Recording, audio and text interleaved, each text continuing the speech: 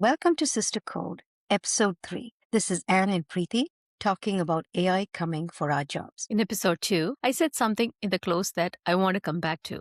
I said, we've been through disruptions before, and there are things that don't change, no matter how fast the world moves. So today, I want to talk to you about what that actually means, and not just in theory, on our teams in real time. And I want to ask the question that I think every leader in tech is carrying right now, but they're not saying out aloud in meetings. Am I also at risk? Yeah, that question doesn't care what your job title is, doesn't care how many years of experience you have, and it is sitting in every room, from the frontline engineer to the director to the C-suite. And today, we're going to discuss them and give you some actionable tips.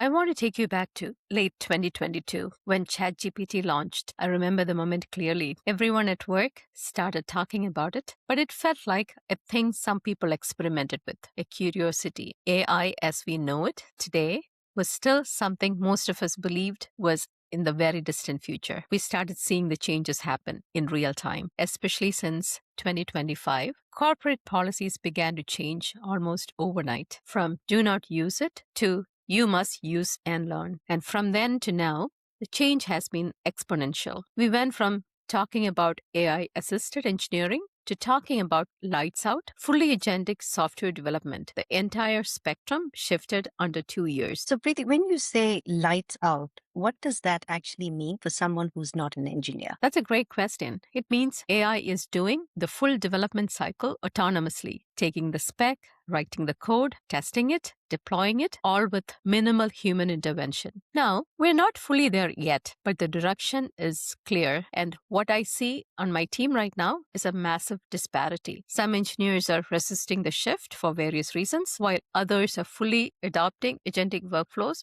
with human-in-the-loop systems. And that gap is just widening. Surely, it's widening fast, and the data backs this up. Research from Adi Osmani and insights from Fastly show the senior developers are now shipping nearly 2.5 times more AI-generated code than junior developers, 32% versus 13%. Let that sit. You'd expect the opposite, right? You'd think the younger engineers would be the ones leaning hardest into these new tools. Right. So why are the seniors leading that? It's really because experience is what makes AI safe and to use it at scale. Junior developers don't yet have the internal database of pattern recognition to catch the machine's subtle mistakes. When an AI produces a complex block of code, a junior engineer can't always tell if the architecture is sound or fundamentally flawed. So the risk is too high. So they avoid using it for critical work. And senior engineers have spent years seeing how systems fail. They know where the traps are. They can read AI output the way a seasoned editor reads a draft. They know what they are looking for. Yeah. And so experience then doesn't become obsolete. It actually becomes more of a quality filter. Exactly. And here is the specific shift I see on my teams right now. 18 months ago, a senior engineer's day was about writing scalable code, mastering frameworks, and shipping fast. Now, their time is spent asking a completely different question. Are you adding AI to today's process or redesigning what AI makes possible? The bottleneck has moved. It used to be how fast a human can write the code. Now, it's how fast can a trusted human verify what the machine produced. Osmani describes this shift beautifully, which is we've gone from human in the loop, which is someone actively participating in creation, to human on the loop, sitting above the workflow, auditing output, and making high-level human judgment calls. Developers can take 19% longer to complete task using AI. Let that sit with you for a second, because they spend so much time hunting down and fixing logical errors in machines' output. Writing got cheaper, understanding stayed exactly as expensive as it has always been. Wow, 19%. So the hidden costs that no one talks about, AI feels definitely faster, but this verification work, that really eats into the time that you've saved. That is the hidden task of this era, and it's where I see engineers spending most of the time right now. Not writing, but designing agentic workflows, defining the outcomes they want, and putting governance and policy around the AI systems and shifting their mindset from output to outcome, because AI has dramatically reduced the cost of output. What matters now is how you can define and audit the outcome. So the question to the audience is, are you adding AI to today's process or redesigning what AI makes possible? That should be the question every engineer and every engineering team should be sitting with right now.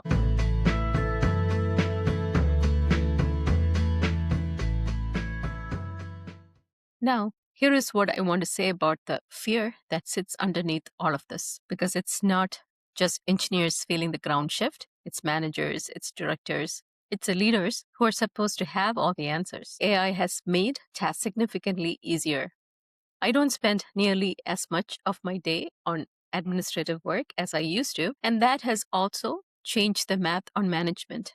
If AI can handle more of the coordination and reporting, a manager can theoretically support a larger number of direct reports. And alongside that, I see a clear trend towards a flatter organization across the industry. So the honest question I ask myself, and I think most of the leaders in tech are asking themselves, is how is my role going to evolve? What does it look like a year from now? Am I going to keep up with the pace, or am I going to like the changes? Yeah, no, I have to be honest here. I've been through this. I was laid off in a restructuring that was framed as AI driven. And even now, in my new role, that question lives always at the back of my mind. Not in a panicked way, but it's just definitely always there. And what I've had to sit with is the difference between fear and awareness. Fear paralyzes. Awareness prepares. And the only thing I've found that moves me from one to the other is using the tools. It's getting into them, understanding what they can and what they cannot do. Yeah. And data captures exactly how widespread this is. Training magazine found that 9 in 10 workers entered this year fearing job loss to automation. 9 in 10. And 43% already know someone who has lost a job or had their role severely reduced by AI. This is not a distant future concern. It is knocking on the door right now. Yeah. And here's what the research also shows and what I've seen in my own team. Senior people with experience, people who have seen disruption cycles before, they are actually the ones leaning hardest into AI and not the ones who are being replaced by it. Because they have the judgment to use it well. The neuroscience of this is fascinating, and it explains why so many organizations are getting the rollout wrong.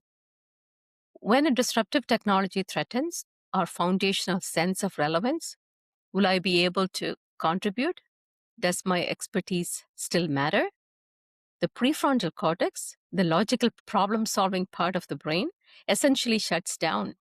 What researchers call the crocodile brain takes over, which is fight, flight, or freeze. And have you heard the term crocodile brain? I hadn't. I was more familiar with fight, flight, or freeze.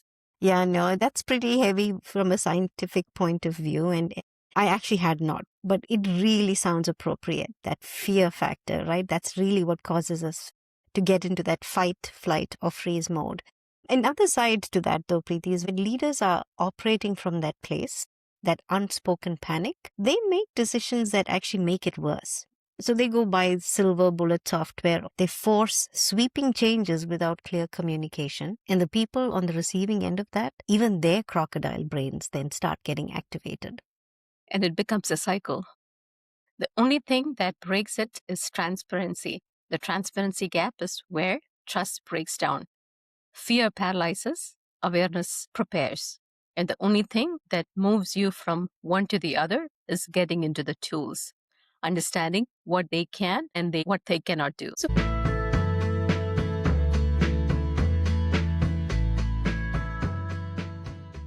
here is what we want to talk about, because we promised in episode 2 that we'd bring the first principles, the things that don't change no matter how fast the world moves. If you look at data from many researchers and books, you will see that the single most important factor isn't IQ, seniority, or budget. It is psychological safety. The shared belief that it is safe to take a risk, ask question, or admit you don't know something without being punished for it. If you force an AI rollout onto a team that doesn't have the safety, you get immediate stubborn resistance. If you invite a team into a psychologically safe environment to experiment, fall, fail, and learn, you get genuine buy-in. The technology is the same. Culture is everything. Absolutely. Culture is definitely everything. And that is the one thing that cannot be automated. The culture that you build, the safety that you create, the way you show up when someone on your team admits that they don't understand how to use this new tool. Exactly. Instead of dropping a new AI platform on everyone's desk on a Monday morning with a mandated training video, you form pilot groups, you pull people from different teams, give them the tool,